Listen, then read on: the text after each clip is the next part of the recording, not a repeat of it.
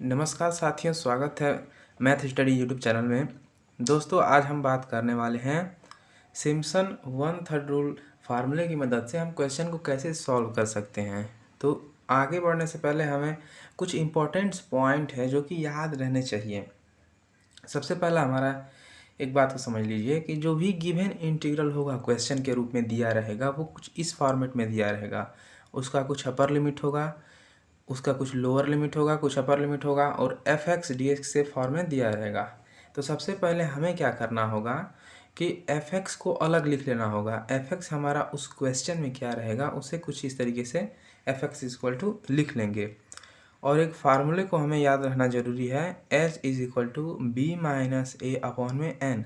यहाँ पे H differencing interval है, बी हमारा ये अपर लिमिट है और ये ए हमारा लोअर लिमिट है और एन क्या है यहाँ पे आगे जब हम क्वेश्चन सॉल्व करेंगे तो हम एन के बारे में बता देंगे। तब तक के लिए इस फार्मूले को आप कहीं नोट कर लीजिए, आगे आपको क्वेश्चन सॉल्व करने में मदद करेगा। और हमें सिम्पसन वन थर्ड रूल का जो फार्मूला होता है उसे याद रहना चाहिए। इससे पहले वाले वीडियो में हमने इसको प्रूव कराया था और याद भी करने का आसान तरीका दिया था कि कैसे हम याद करेंगे। तो इस फार्मूले को हमें याद रहना चाहिए, तभी भाई हम सिम्पसन वन थर्ड रूल को सॉल्व कर पाएंगे। तो चलिए बिना देरी के स्टार्ट करते हैं वीडियो को।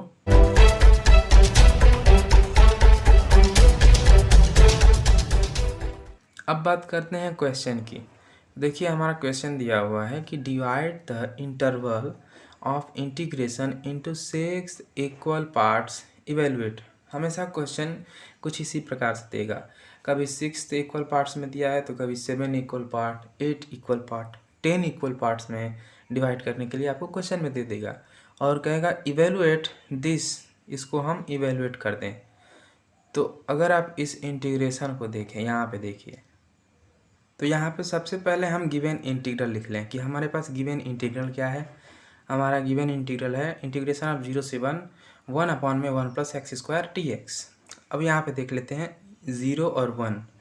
यहाँ पे x 0 की वैल्यू 0 है एंड x 0 प्लस 6x की वैल्यू 1 है। तो ये भाई आए कहाँ से? अगर आपने इससे पहले वाला प्रूफ जो है सिम्पसन वन थर्ड रूल का नहीं देखा है तो हम ऊपर आई बटन पे उसका लिंक प्रोवाइड कर देंगे, वहाँ से आप देख लेंगे तो इसको और अच्छी तरीके से समझ पाएंगे। देखिए हमने वहाँ पे बात किया था कि जो हमारा आर्गुमेंट और इंट्रीज होती हैं कैसी होती हैं। सबसे पहले एक्स ए बराबर में एक्स जीरो, मतलब कि एक्स जीरो ही ए के बराबर होता है और ए बराबर एक्स जीरो प्लस फिर उसके बाद comma X zero plus H, X zero plus 2h, X zero plus 3h, इसी तरह dot dot dot X zero plus N H तक चला जाता है लास्ट टर्म। लेकिन अगर यहाँ पे क्वेश्चन में देखें आप तो ये क्वेश्चन में साफ लिखा है कि हमें सिर्फ और सिर्फ 6 इक्वल पार्ट्स में डिवाइड करने हैं। तो हमारा लास्ट टर्म क्या है? X zero plus 6h। इसका मतलब कि ये जो वैल्यू है 1, ये value x zero plus 6h की ही वैल्यू दी गई है। और ये तो हमें पता ही है कि नीचे हमारा सबसे पहला फर्स्ट आर्गुमेंट होता है एक्स जीरो, जिसकी वैल्यू हमें दी गई है 0। तो आगे चलते हैं क्या करना है नेक्स्ट स्टेप में। तो हमने बताया था कि इंटीग्रल को देखते ही सबसे पहले हमें एफ एक्स फाइंड करने हैं। एफ एक्स कहाँ से मिलेगा? हमें जो इंटीग्रल दिया गया रहेगा उसी में एफ एक्स दिया होगा। तो हमने एफ एक्स यहाँ पे देखिए लिख लिया 1/1 प्लस एक्स स्क्वायर।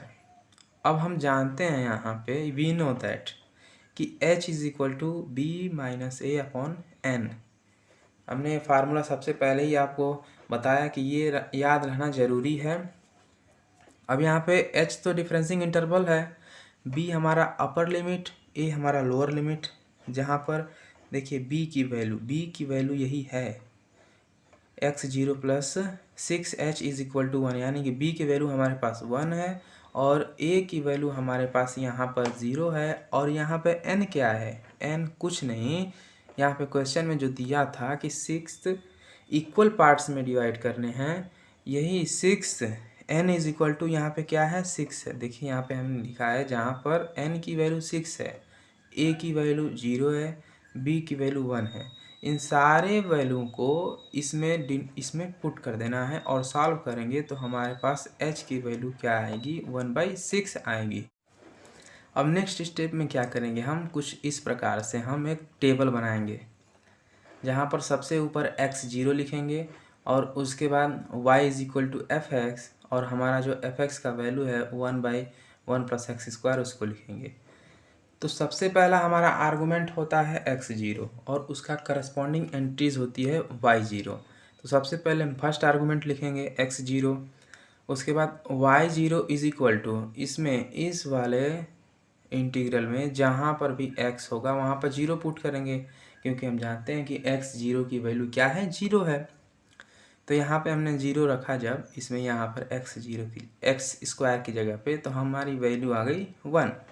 उसी तरह नेक्स्ट हमारा सेकेंड आर्गूमेंट क्या होता है x0 + h, उसकी यहाँ पर 0 और प्लस h की वैल्यू जब यहाँ पर रखेंगे 1/6 तो हमारी वैल्यू आ जाएगी 1/6 और उसकी करस्पॉन्डिंग एंट्रीज होती है y1 = अब यहाँ पे x² की जगह पे 1/6 रखेंगे तो हमारे पास यहाँ पर जब रखेंगे तो उसका स्क्वायर करेंगे तो 1/36 हो जाएगा और उसको जब सॉल्व करेंगे तो कुछ इस तरीके से हमारी वैल्यू आएगी पॉइंट में।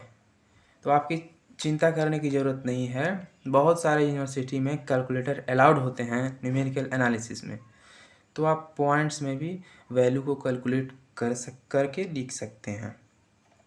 अब नेक्स्ट आर्गूमेंट हमारा है x0 + 2h। 0 प्लस यहाँ पे 2 पहले से ही है और h की वैल्यू है 1/6 तो 2/6 हो गया। इसको जब सॉल्व करेंगे तो हमारी वैल्यू आ जाएगी 2/6।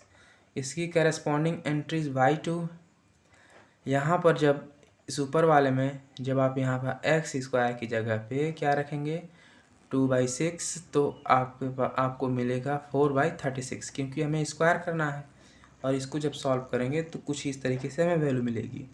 उसके बाद आगे नेक्स्ट इसी तरीके से जो हमारा x0 + 3h का आर्गूमेंट है उसकी करस्पॉन्डिंग एंट्रीज y3 है, उसको फिर इसी तरह से हम आगे भी नेक्स्ट इसी तरह वैल्यू निकालते जाएंगे। कब तक निकालेंगे, जब तक कि हमारा क्या ना आ जाए x0 + 6h, क्योंकि हमारा लास्ट आर्गूमेंट जो है वो 6h ही है।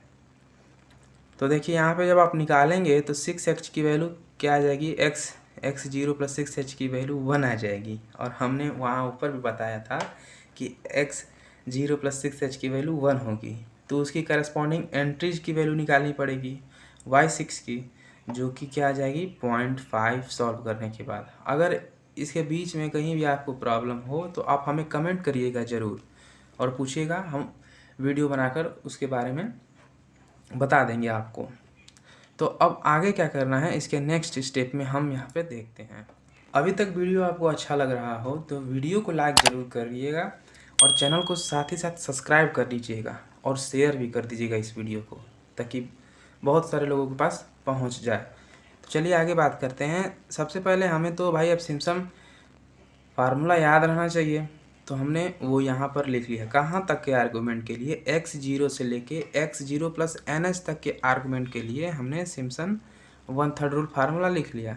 लेकिन हमें चाहिए कितने आर्गूमेंट तक के फार्मूला, हमें चाहिए x0 से लेकर x0 + 6h तक, और उनके बीच में एंट्रीज़ कौन कौन सी आएंगी, y0, y1, y2, y3, y4, y5 और y6, सिर्फ और सिर्फ इतने ही एंट्रीज आएंगी। तो उसके लिए हम फार्मूला बना लेंगे। तो हमें फार्मूला बनाने कोई आवश्यकता नहीं है, हम जानते हैं कि सबसे पहले 2 ब्रैकेट में हमें फर्स्ट टर्म लिखना होता है प्लस लास्ट टर्म, उसके बाद 4 times of odd number of y, 4 times of odd number of y और plus 2 times of even number of y। कहने का मतलब ये हुआ कि इसमें हमारे पास 1, 3, 5 ऑड नंबर हैं y के, तो हम 4 टाइम्स ऑफ उसको लिख लेंगे, और 2 और 4 हमारे पास इवन नंबर ऑफ y हैं, तो हम उसको y2 और y4 को 2 टाइम्स लिख लेंगे। सिर्फ और सिर्फ इतना ही करना है हमें इसमें। अब बहुत सारे लोग कहेंगे कि y6 भी तो इवन नंबर ऑफ y है, तो भाई है, लेकिन बात ये है कि ये हमारा लास्ट टर्म है, तो हमें first term plus last term लिखना होता है, तो हम इसे एक ब्रैकेट में अलग से लिखते हैं।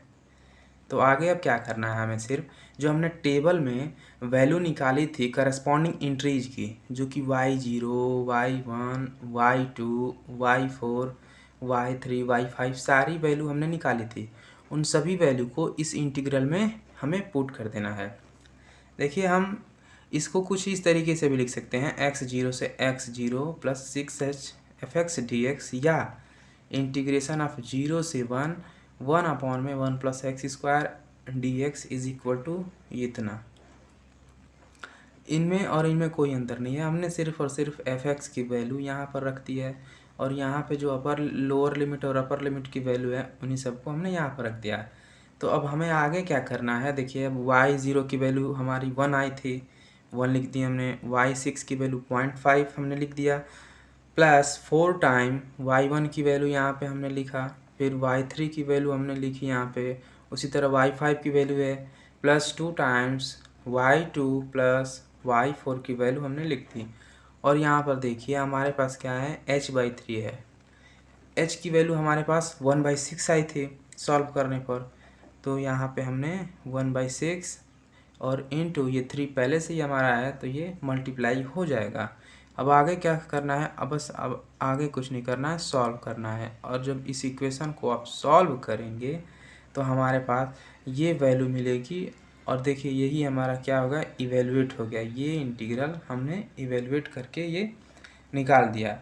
अब इन सारे कैलकुलेशन को आप कैलकुलेटर की मदद से सॉल्व कर सकते हैं, आप एग्जामिनेशन में भी कैलकुलेटर ले जा सकते हैं।